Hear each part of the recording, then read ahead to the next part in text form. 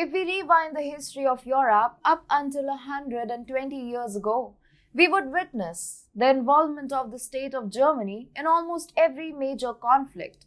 The Germans are undoubtedly a deadly war machine and were the initiators of the Second World War that took millions of lives. Well, what is done is done. Despite its expansionist efforts, Berlin could not triumph in any of the world wars and instead became the subject of humiliation. It is though unlikely for a full-fledged conflict to exist in recent times, but ironically, the reclamation of lost territories could still be used as an excuse to wage legitimate wars. Hello and welcome to TFI Global, the foreign affairs and geopolitical analysis arm of the TFI Media Group.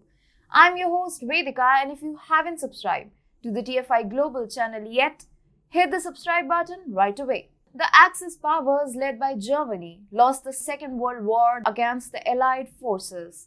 The German forces had to retreat from Poland amid the growing aggression of the Allies. Poland became a subject of many territorial changes after the conflict ended. The new borders were ratified at the Potsdam Conference of August 1945. The Soviet Union got hold of a large portion of the eastern Polish territories, and Poland was compensated with considerably smaller lands in the west from the German-occupied areas. The Germans could not legally lay a claim on their lost territories after the country's reunification in 1990, because it would be in direct conflict with the Potsdam Agreement. Nevertheless, the Germans, as we have seen from history, are assertive people, and the notion has now been reaffirmed by a powerful Polish official. Adam Glapiński, the heir of the National Bank of Poland, has claimed that Berlin has plans to subjugate Eastern Europe and has designs on the lands that it lost in the past. Since the reunification of Germany in 1990, Berlin's strategic goal is to regain in some form their former lands, which are now within Polish borders, and subordinate the entire belt of countries between Germany and Russia, he said. Factually speaking, the UK leaving the EU has strengthened Germany's hold in the organization. Berlin could now direct the resources of many powerful member nations to fuel its ambitions in the East. Glapiński further suggested that unified interests and a possible partnership between Germany and Russia. He said that the basic national interests of Germany required it to secretly root for Russia against Ukraine.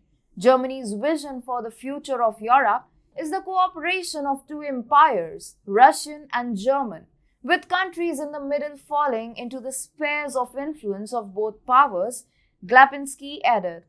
Germany, however, is acting against Russia in the ongoing Ukraine conflict.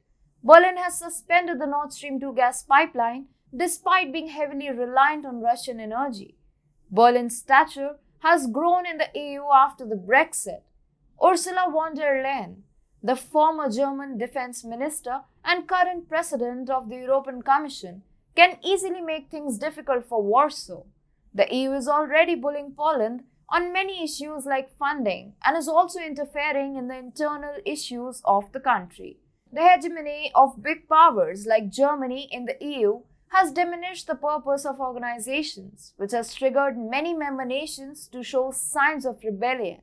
Nevertheless, Warsaw should tread carefully because Ursula von der Leyen still holds power of the EU High Command and could cook up schemes as a last-ditch effort to reclaim lost German territories.